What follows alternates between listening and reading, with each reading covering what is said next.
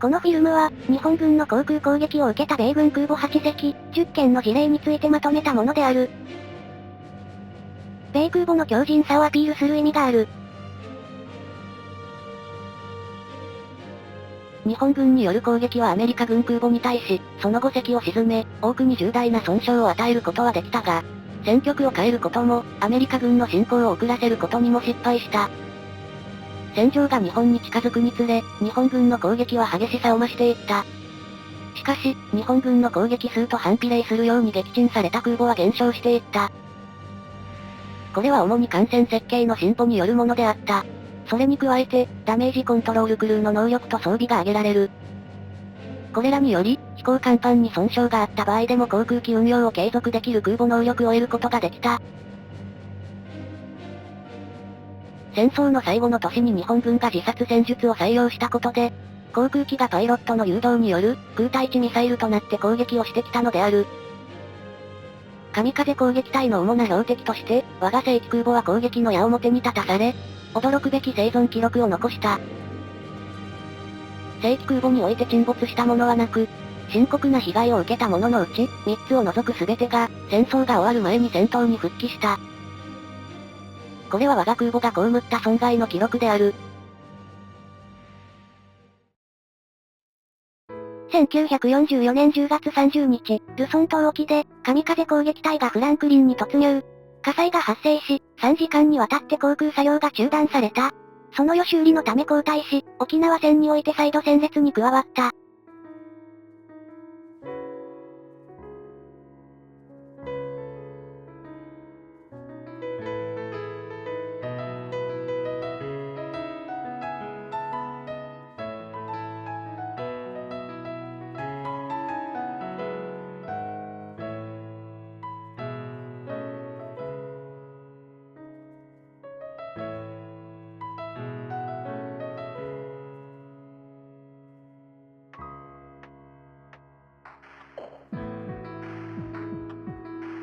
フランクリンと同じ神風攻撃隊の空襲を受け、ベローウッドは完備に被害を受けた。火災が発生し、その火が消える前に航空機を発艦させ、作戦に協力した。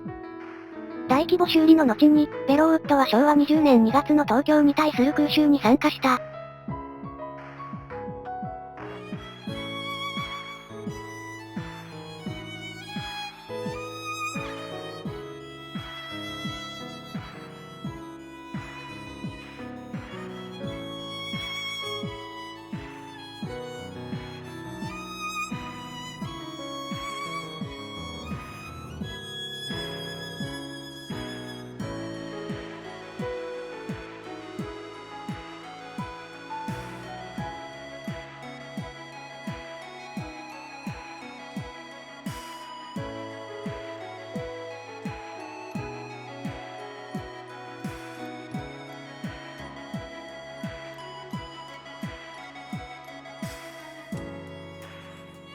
昭和19年11月、ルソン島沖において、わずか数分間で2機の攻撃隊の突入を受けた。イントレピッドの飛行甲板を貫通し、内部で大爆発を起こした。誘爆を起こした航空機の火災は3時間で消し止められたが、損傷が激しく最終的に退役を余儀なくされた。しかし、イントレピッドは応急処置の後、沖縄に対する航空作戦にも参加した。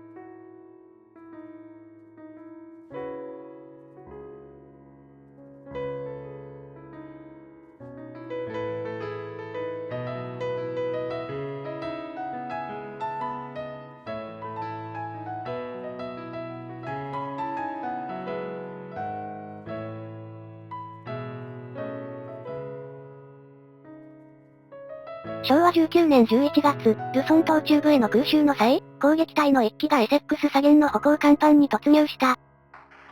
火災が発生し、飛行甲板にも損傷を受けたが、搭載機の運用には支障はなかった。その後、正式の修理が行われた。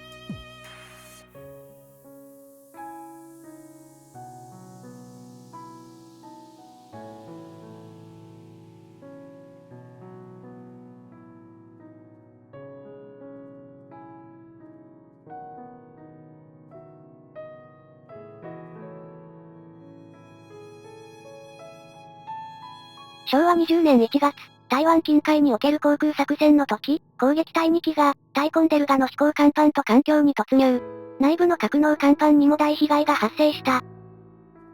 一時戦列から離れたが、沖縄戦中には復帰した。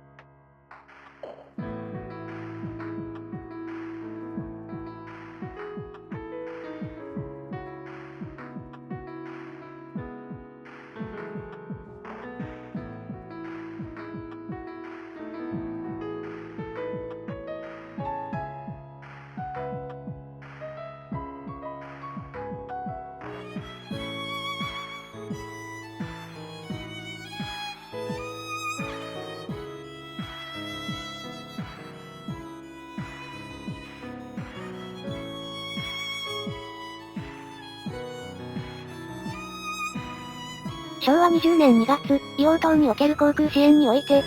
アメリカ最古参の空母サラトガは、2時間の間に2発の爆弾と4機の攻撃隊の突入を受けたが、自力で撤退した。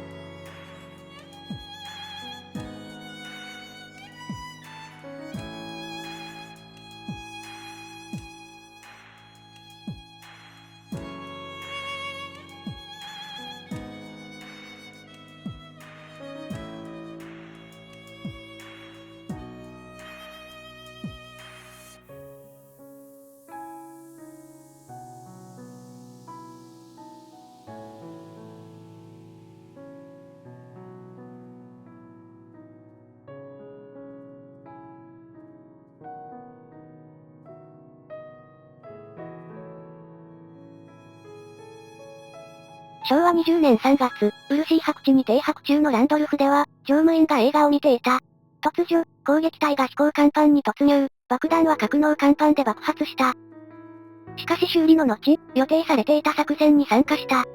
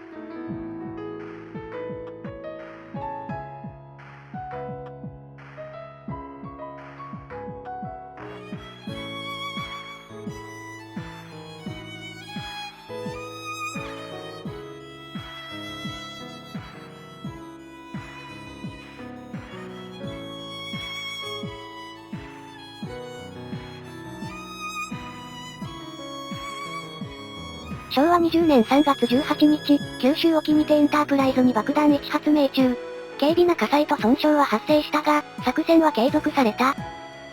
機動部隊が漆白地に戻った時に修理が行われた。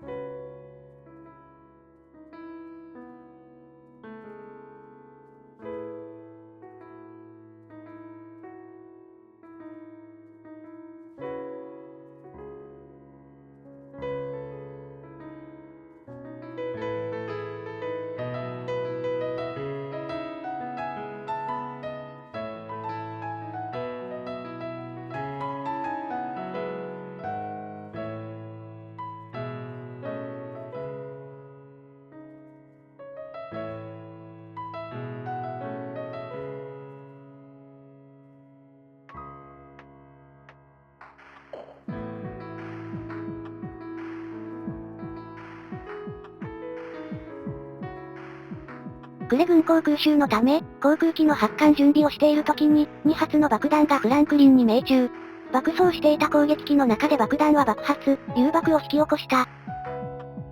これが大爆発となり、フランクリンは監視から完備まで大被害を受けた。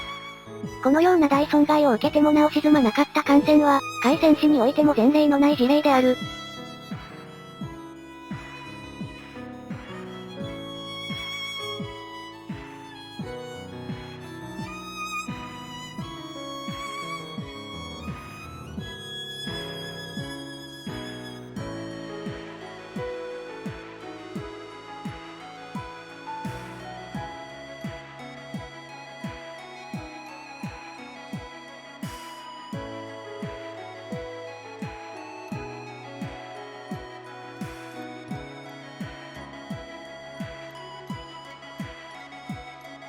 これほどになっても沈まないのか。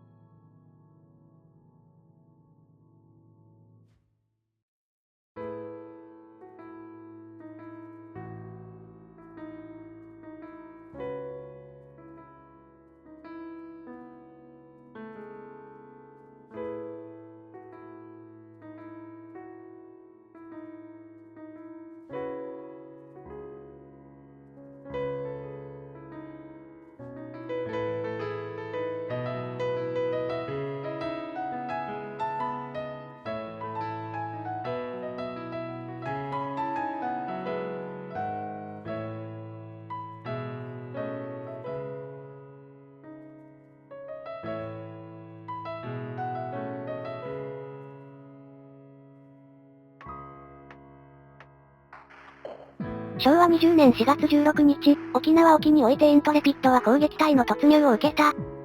2時間後飛行甲板の応急処置を終え、航空機の発着ができるようになった。損傷は重いものであったが、イントレピッドは戦列にとどまった。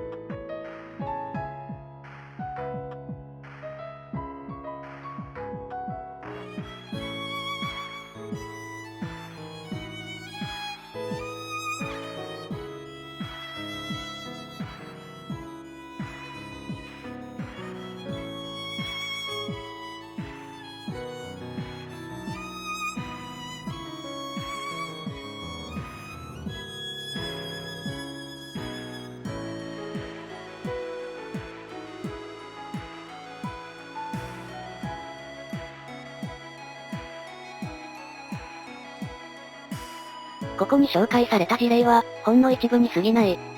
戦争期間全体では、17隻の空母が37回もの損傷を受けている。それでも戦争中に作戦を行った正規空母33隻のうち、損傷修理に必要な時間は、全体の運用時間に対して 13.4% に過ぎないものだった。これは空母の攻撃力を低下させるものであったが、残りの 86.6% の運用時間において、攻撃の先頭に立つ正規空母は、司令部の作戦を遂行するに十分な余裕があったのである。第二次世界大戦の空母はタフである。そして、新型の空母は、さらにタフだ。